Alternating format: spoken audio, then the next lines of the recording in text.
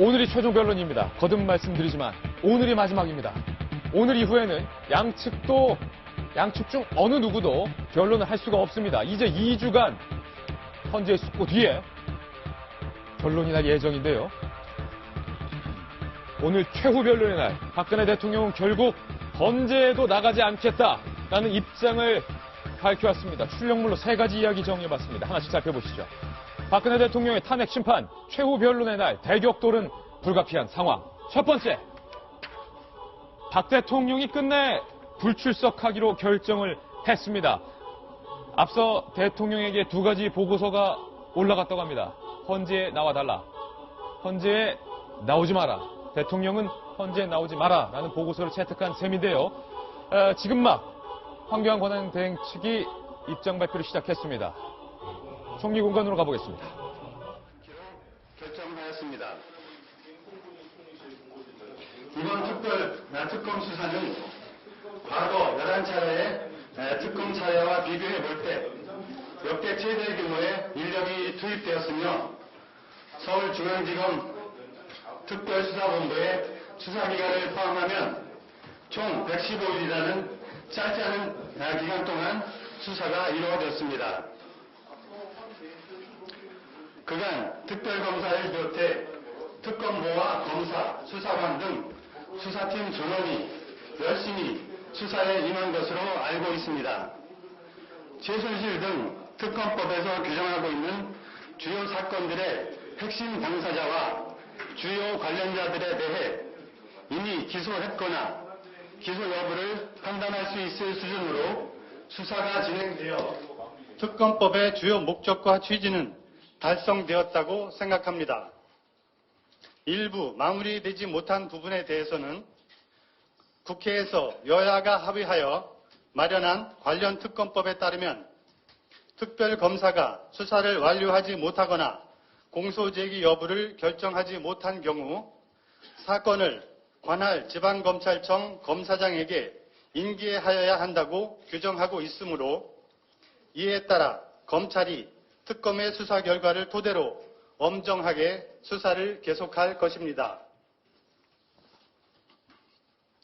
특검 출범 전 이미 서울중앙지검 특별수사본부가 관련 사건을 상당 부분 수사하여 특검에 인계한 바 있고 앞으로 필요하다면 관련 인력과 조직의 보강 등을 통해 남은 부분에 대한 수사가 충실하게 진행되도록 할 것입니다.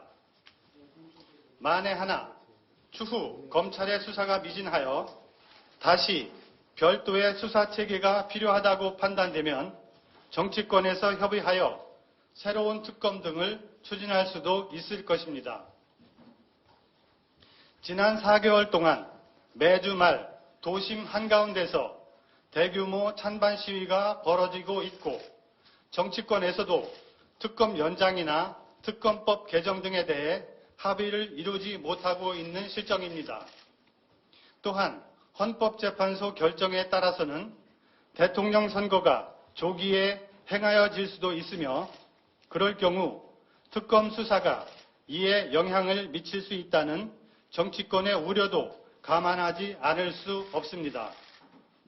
이러한 상황에서 국정 운영을 책임지고 있는 대통령 권한대행으로서 매우 어려운 결정이었으나 고심 끝에 지금은 특검을 연장하지 않고 검찰에서 특검에 이어 수사를 계속하도록 하는 것이 국정 안정을 위해서도 바람직하다고 판단하였습니다.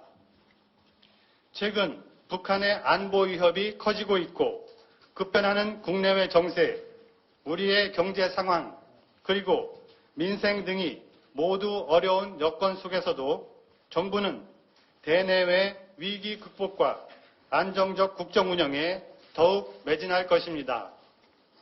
이상으로 발표를 마치겠습니다. 감사합니다. 네, 황교안 권한대행 본인이 나오진 않았고요. 총리실의 공보실장이 대신해서 발표를 했는데 특검의 수사가 충분했다. 미진한 부분은 검찰이 이관해서 수사를 진행하면 된다. 그리고 이번 특검의 수사가 헌재 판단에 영향을 미칠 수 있다는 우려를 고려했다. 그리고 북한의 위협 등 안보 상황에 대한 언급까지 있었습니다.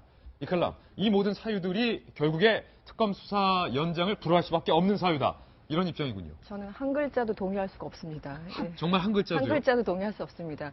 일단 마지막에 얘기한 게 이거였어요. 3월 말까지 특검이 연장돼서 계속 수사가 되면 그 대선 국면에 이제 영향을 미칠 수 있으니까 우려된다라는 정치권 일각의 우려가 있었다고 하는데요. 정치권 일각의 우려가 아니라 그냥 자유한국당의 우려입니다. 예. 그것을 무슨 정치권 일각의 우려라고 저렇게 치환을 해서 설명을 하는지 이해를 할 수 없고요. 지금 115일 동안 수사했다는 게 앞서서 한 45일 동안 이제 검찰의 특수본에서 한 거고 나머지 70여일 동안 특검에서 했다는 건데 우리가 왜 특검을 시작했습니까? 검찰에서 제대로 못하기 때문에 특검이라는 걸 어렵게 만들어서 지금 이렇게 수사를 해왔던 거 아니겠습니까? 그런데 그것을 다시 검찰에 돌린다라는 거는 다시 그냥 원점으로 되돌아가겠다라는 얘기밖에 안 됩니다. 예를 들어 보죠. 지금 이재용 부회장 같은 경우는 이제 뇌물수수로 한마디로 박근혜 대통령과 주고받은 거로 지금 뇌물수수 혐의를 직접적으로 공소장에 제기하지 않고 있습니까? 지난 3일에 청와대를 압수수색할 때 그 공소장에 뇌물수수 혐의를 적시했습니다. 근데 검찰은요, 강요해서 이재용 부회장이 돈을 냈다고 얘기를 했을 뿐이지 서로 수수했다고 그 혐의를 적용하지 않았어요. 그렇기 때문에 당장 이 특검에서 했던 것이 다시 검찰로 돌아간다면은 과거 그 상태로 다시 원점으로 돌아갈 수밖에 없다는 생각이 들고요. 그리고 두 번째는 아까 그런 얘기를 했죠. 이 검찰을 믿을 수 없다라는 얘기인데 오늘 동아일보 일면에 우병우 전 수석 같은 경우 농단이 불거지자 일선 검찰들과 수백 개 통화 문자를 했다. 그러니까요. 저 검찰이 이 검찰이잖아요. 특검이 끝나면 이첩되는 저 검찰이다. 그러니까 제가 말씀드리고 싶은 건 아까 그 특검 연장을 불허하는 이유는 한마디로 그동안 목적과 취지에 이미 충분히 왔다라고 얘기를 하는데 이 목적과 취지에 충분히 왔다고 그걸 누가 평가합니까? 도대체 어떤 근거가 있는지 하나로 제시를 해줬으면 좋겠어요. 예. 방금 얘기했던 것처럼 우병우 전 수석에 대해서도 검찰에 가서 어떻게 수사를 받았는지 팔짱 끼고 있는 우병우 전 민정수석 우리는 사진밖에 기억하지 못합니다. 검찰청사 내에서 조사받을 때 팔짱 끼고 있는 모습. 네, 그러니까 검찰이 얼마나 허술하게 했으면 사실은 촛불 민심 때문에 어쩔 수 없이 그 뒤에 가서 수사를 했을 뿐이지 사실은 의지 전혀 없었다는 거 그냥 천하가 알고 있는 얘기입니다. 예. 그래서 특검이라는 거 어렵게 해서 여기까지 끌고 왔는데 목적과 취지를 달성했다라는 것, 정치권 일각의 우려가 있다는 것, 이거는 황교안 대행의 그냥 일방적인 주관적인 평가일 뿐이고 전혀 그 설명은 한 글자의 설득력도 최소한 제게는 없다고 봅니다. 네. 예. 한 글자도 동의할 수 없다. 검찰을 믿을 수가 없다. 이런 주장이신데 윤태호 실장님, 황교안 권한대행이 주말 동안에 대통령 대행 기념시계를 만든 것에 대해서 상당히 많은 비판을 받았는데도 불구하고 뭐랄까요? 이걸 소신이라고 봐야 됩니까? 아니면 고집이라고 봐야 됩니까? 글쎄요, 그거는 보는 사람에 따라 다른데 이런 건 있을 것 같아요. 최근에 이제 황교안 권한대행 대선 주자로 나올 경우를 가정했을 때 지지율이 꽤 떨어졌지 않습니까? 좀 오를 것 같습니다. 이 발표 때문에. 특검 연장 불허 발표로 그렇죠. 지지율 오를 것이다. 네, 보수층의 이런 지지율이 조금 오를 것 같아요.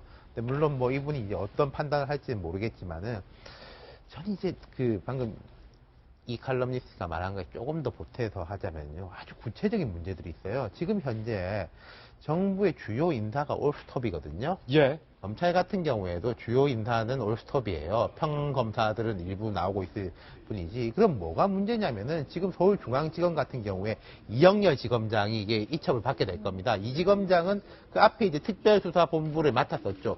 꽤 그래도 잘했다고 평가를 받았어요. 윤곽근 이제 특수팀에 비해 가지고는. 근데 예를 들어서 이제 우병우 라인이라고 불리는 분들.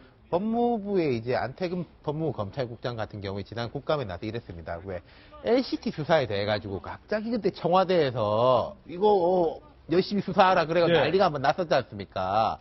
그 관련해 가지고 청와대 보고했냐 안 보고했냐라고 물어보니까 했는지 안 했는지 기억이 안 난다 이랬던 분들이 있어요. 근데 지금 이분들을 뺄 수도 없고 일을 안 시킬 수도 없는 상황이에요. 예. 이대로 해가지고 두면은 저는 이제 황교안 대행이 걱정하는 그런 부분들 이게 정치적 영향을 미치냐 안 미치냐에 대한 게 검찰에다 넘기면은 그 우려가 더 커질 겁니다. 이분이 이제 그걸 모를 리가 없는 분인데 이렇게 한 것은 이제 지금 정치권에서 황교안 권한대행에 대한 즉각적인 입장들이 쏟아지고 있습니다. 뉴스 속보로 몇 가지 전해드리죠. 안희정 지사 측이 황대행 대통령에게만 충성하는 결정이다라고 비판의 입장을 발빠르게 냈습니다. 민심을 거역한 황대행에게도 탄핵 심판이 내릴 것이다. 이런 반응을 내놨고요. 박지원 대표, 황대행 역사의 죄인으로 기록이 될 것이다. 황교안의 만행, 국민의 이름으로 규탄한다. 비판이 나왔고요.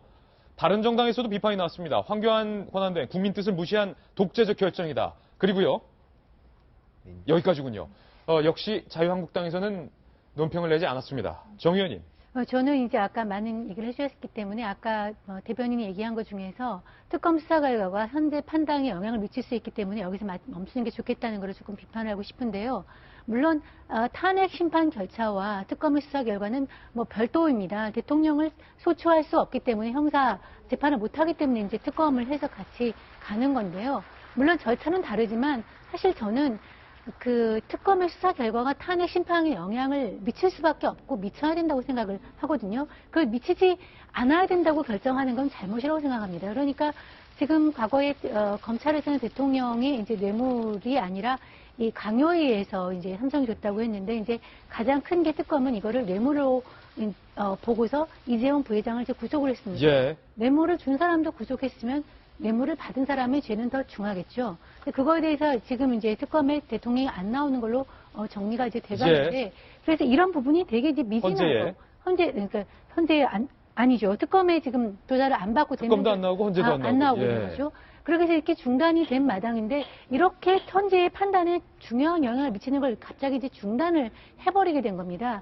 그러면 이것은 헌재 판단에도 굉장히 영향을 헌재 판단에도 영향을 미치게 되는 것이죠. 그래서 오히려 그리고 미쳐야 되는 것이고 그래서 수사가 끝까지 가서 죄가 있느냐 없느냐를 따져봐야 되는 건데 이게 인위적으로 중단이 된 거기 때문에 탄핵에서 헌재 결정에 어떤 영향을 미치든 간에 이것은 마무리가 돼야 되는 측면인데 그런 측면이 인위적으로 중단시킨다는 점에서 좀 아쉽고요. 예. 굉장히 황교안 권한대행이 굉장히 정치적인 결정을 했다. 이것은 정치적 결정이다.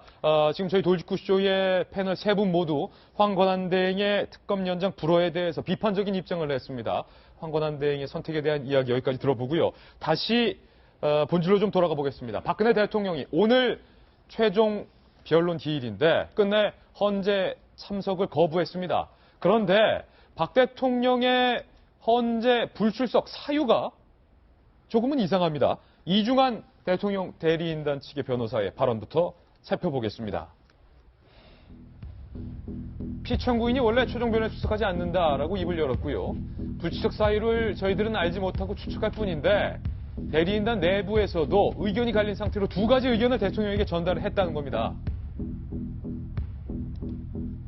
출석에 반대하는 측에서 내놓은 이유는 국격의 문제, 8인 재판부와 종결 시점을 정해둔 절차를 인정하는 결과가 되는 점을 주장했다. 그러니까 대통령이 헌재에 출석을 하게 된다면 출석한다라는 의미 자체로 8인 재판부를 인정하는 것 아니냐.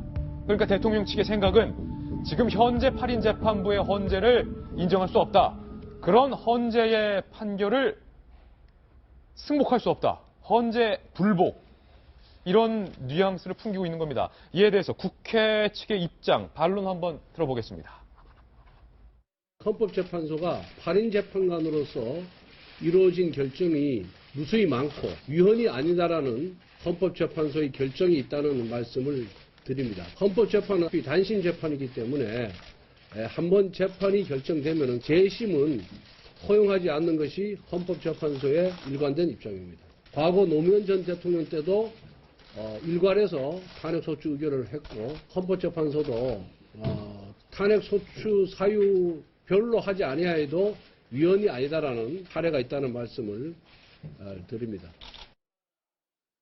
이 대통령 변호인단 측의 생각이 8인 체제의 헌재 자체의 정통성을 흔들려는 것 아니냐라는 추측이 가능한 부분인데요. 민주당과 국민의당에서 즉각적으로 반대 입장, 비판의 입장이 나왔습니다. 한번 살펴보시죠.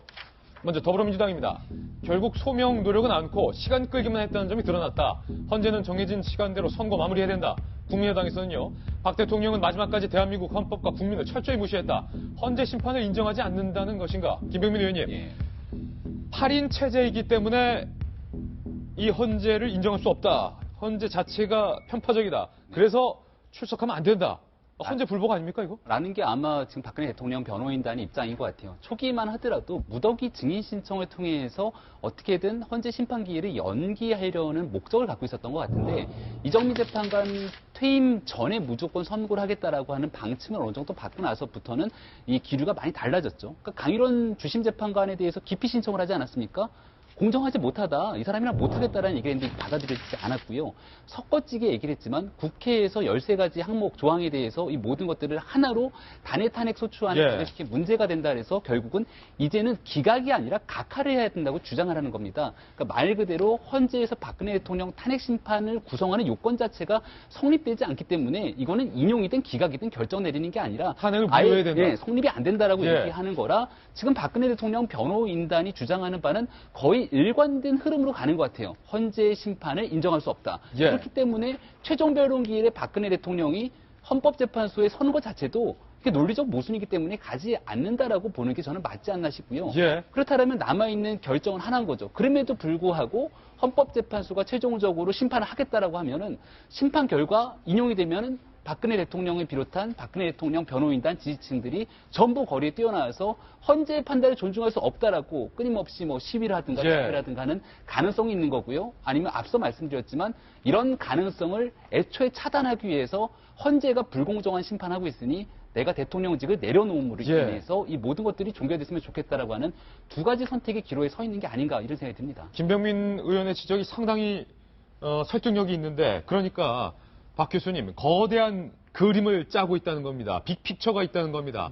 헌재의 공정성을 흔드는 발언들이 끊임없이 나오고 그런 헌재의 대통령이 출석을 하지 않고 황 권한대행은 특검 연장을 정치적인 이유를 들면서 거부를 하고 주말 동안에 태극기 집회가 과격화되고 이에 맞서는 촛불 집회가 동시에 같이 긴장감이 올라가고 그 정점에서 박근혜 대통령이 헌재 판단 이전에 자진 하야라는 카드를 꺼내들기 위한 것 아니냐. 그 부분만 빼놓고 전적으로 저는 이제 우리 김 의원 말씀에 동의를 하는데요. 어떤 부분을 빼놓고요? 하야할 것이다라는 말. 사실 헌법재판소의 결정에 대해서는 불복할 수단이 없습니다. 불복할 어떤 근거도 없고 방법이 없어요. 그냥 결정되고 심판나면 끝나는 거거든요. 그것은 인정하지 않겠다는 것은 뭐냐면 그 뒤로 정치적 불복을 하겠다라는 것에 말은 100% 제가 동의를 하거든요. 자진하야보다는? 그렇죠. 아니, 자진하야를 좀 더 이야기를 하고요. 어떻든 하여튼 헌법재판소의 판결에 대해서 시비를 거는 건데 우리가 8인위원회 이야기했지만 8인위원회는 본인들한테 유리한 거예요. 9인위원회 되면 안 되죠.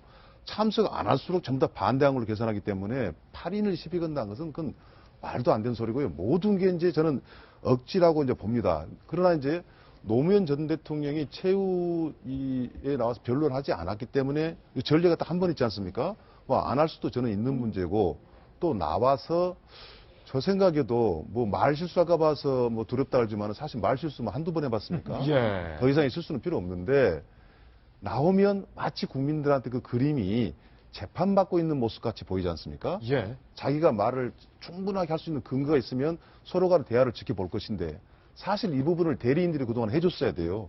대리인들이 뭐냐면 차분하게 7, 80%가 탄핵을 찬성한다 할지라도 꼭 자기들을 따르는 막 새 파이프 들고 야구 방망이 드는 그런 친구들 말고 중간층에 있는 합리적인 이런 국민들을 향해서 계속 호소를 하면은 조금씩 더 이해를 하고 그것이 더 진정한 자기 정치적 기반이 됐을 거라고 저는 생각을 하거든요.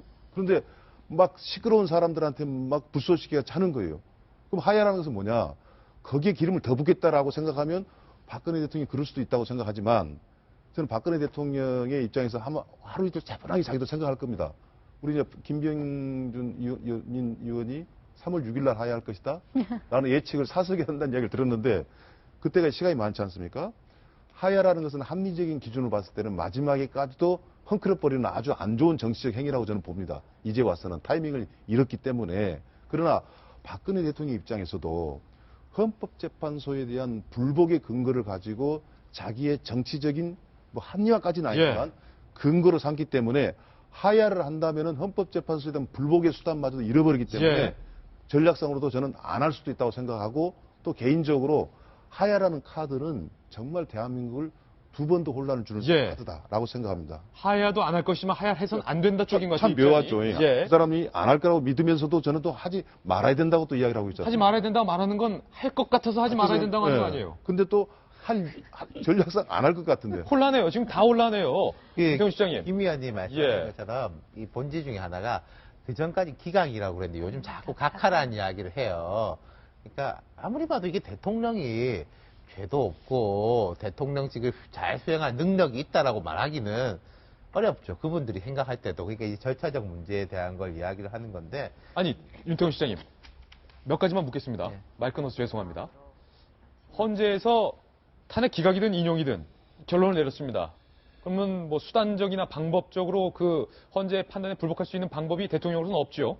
선고되는 그날부터 그 시점부터 바로 그냥 진행이 되는 거죠. 그 시점으로 해서 대통령이 아니게 되는 겁니다. 그냥 딱 그 시간으로 해가지고 다른 뭐 어떤 절차가 필요한 게 전혀 아닙니다. 거기서 만약에 자 기각이나 각하가 되면 그냥 바로 직무 복귀예요. 그 순간에.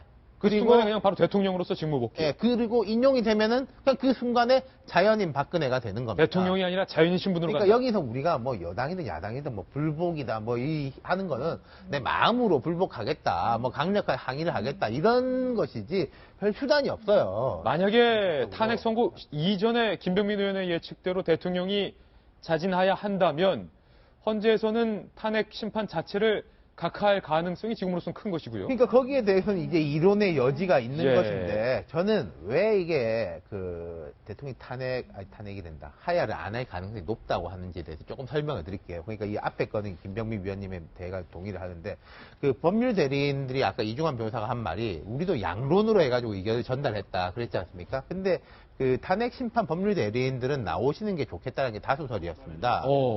왜냐하면 이 대통령이 이렇게 심중을 할 수 있다. 자, 탄핵이라는 게요. 6대3으로 6명 이상이 찬성을 해야지 헌법재판관들이 인용이 되는 겁니다. 이건 그러니까 이렇게 중요한 사안이니까 3분의 2 이상이 찬성을 해야 된다. 즉 3분의 1까지가 반대하면은 탄핵이 안 된다라는 거예요. 대통령이 좀 설득을 하면은 한 3분의 1까지는 할 수 있는 것도 아니겠냐라는 거죠.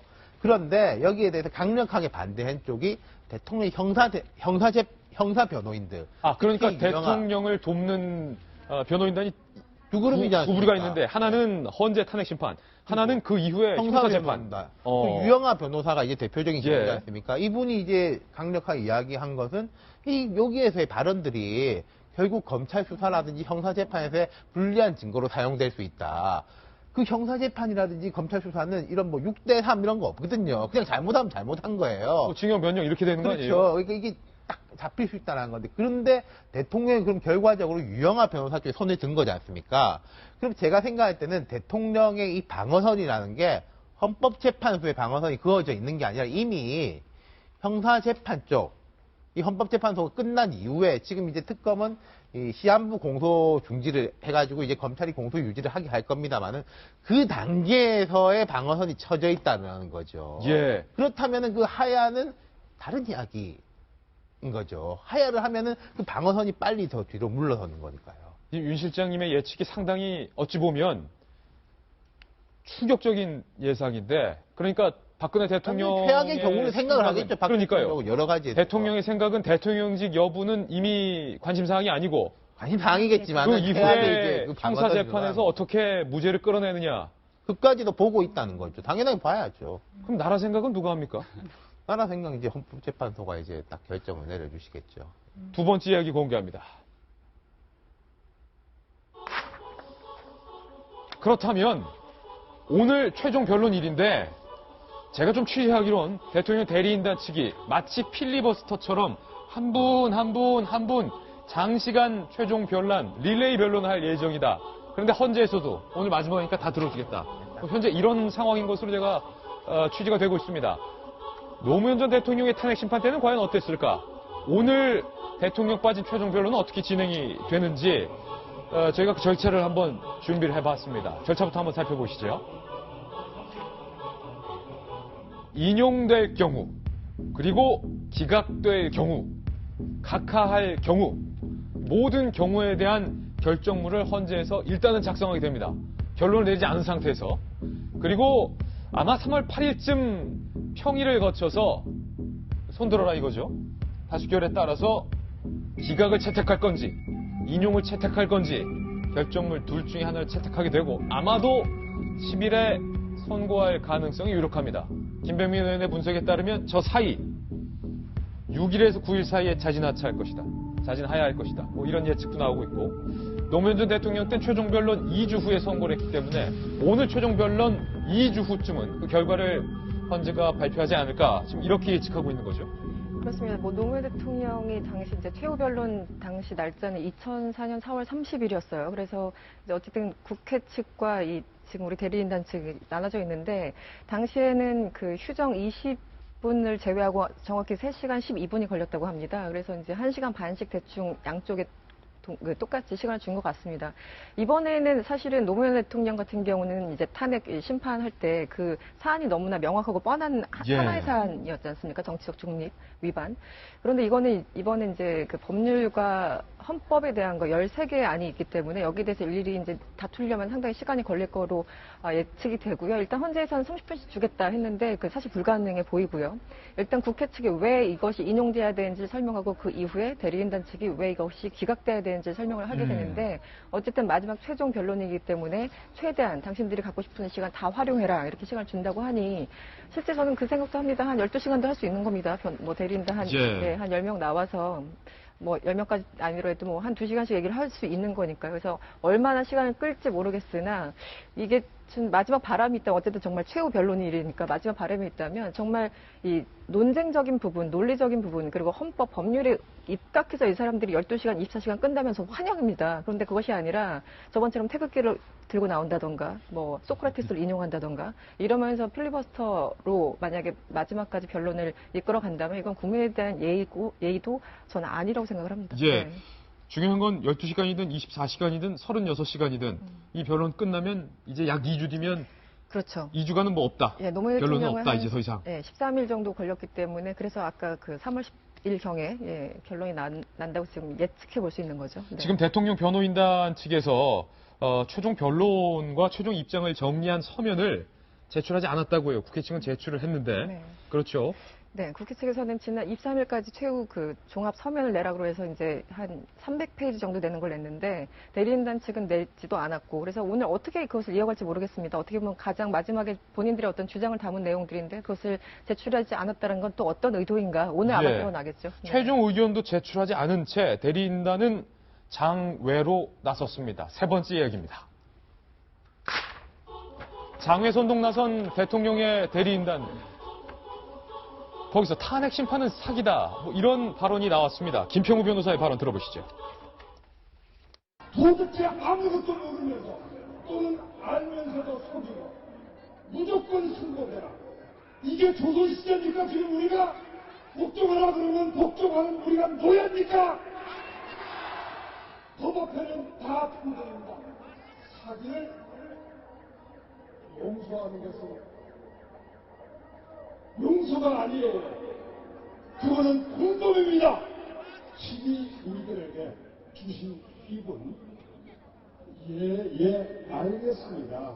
이렇게 권력의 법종을 표시하는 데만 쓰라고 주신 것이 아닙니다.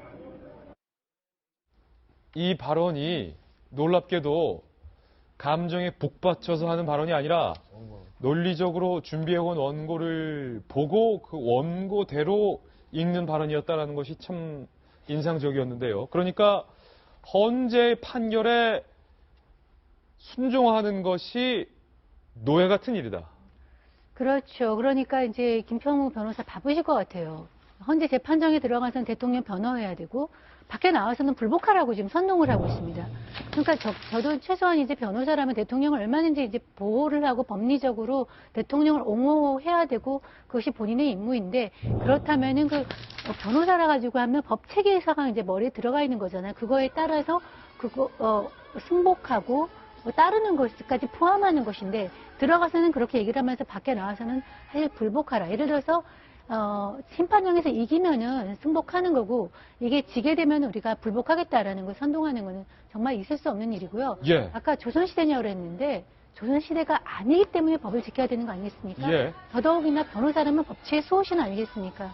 정말 납득할 수 없고 이해할 수 없고 아무리 좋게 생각하려고 해도 좀 수긍이 안 되는 그런 행동이네요. 저는 왜 이런 행동과 이런 발언들이 나왔을까? 김병민 의원님, 네. 아까도 말씀드렸듯이 이게 그냥 즉석에서 감정적으로 한 말이 아니라 서울대 법대 나왔고, 문인의 자제분이고요. 굉장히 오랜 시간 변호사를 했었는데, 우리 판사 출신에. 우리 사회 최고위층 엘리트라고 볼 수 있는 거죠. 그거 의도가 있는 거 아니에요? 조선시대 얘기는 과거에 이제 청와대 비서실장을 지낸 이원종 비서실장이 얘기했던 봉건시대 발언이랑은 완전히 결을 달리하는 거거든요. 그 당시 이원종 비서실장은 진짜 멋 모르고선 막 최순실 국정농단 사태가 의혹으로 퍼졌을 때 물어보니까 아니 지금이 봉건시대도 아니고 이게 말이나 됩니까? 라고 했다가 그 정황 증거들이 쏟아지고 나니까 바로 사퇴를 하셨죠. 그러니까 말 그대로 이러한 현재의 사건들이 봉건시대나 있을 법한 일들이 일부 일어났다는 걸 증명한 겁니다. 근데 이분이 얘기하는 조선시대 발언들은 사실 좀 사실관계를 곡해한 부분들이 분명히 있는 건데 헌재가 결정하면 그걸 우리가 무조건 따라야 되냐라고 얘기를 하고 있지만 대한민국의 헌정 시스템상 헌재의 결정을 무조건 따르자라고 우리 스스로 그 제도와 시스템을 만들어 놓은 거잖아요. 아니 이분들 같은 경우는 시계를 거꾸로 돌려서 이석기 사건에 대한 통합 진보당이 정당 해산 심판 청구했을 때 이분들은 도대체 무슨 말씀하셨는지 저는 기록이 있으면 좀 되짚어보고 싶어요.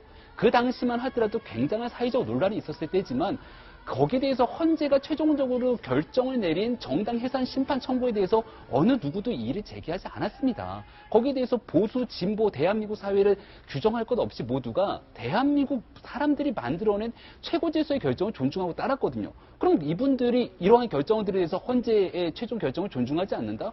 앞으로 대한민국 사회를 어떻게 살아가겠다고 하시는 건재에 대한 의구심을 갖고 있는데 이 모든 행동들이 진짜 본인들이 법과 양심의 판단에 따른 것이 아니라 아까 제가 말씀드린 것처럼 뭔가 의도된 목적들을 달성하기 위해서 더 군부를 지키고 사회적 갈등을 조장하는 일에 앞장선다면 이분들 정말 그래서는 안 되는 일이라고 제가 뭔가 빅처가 있다. 큰 그림이 있을 것이다. 만약 그렇다면 말이죠. 오늘 헌재에서 최종 변론이 펼쳐집니다. 저희 돌직구쇼도 오후에 예정돼 있는 최종 변론 성실하게 취재해서 내일 돌직구쇼 생방송에서 상세하게 보도를 해드리겠습니다.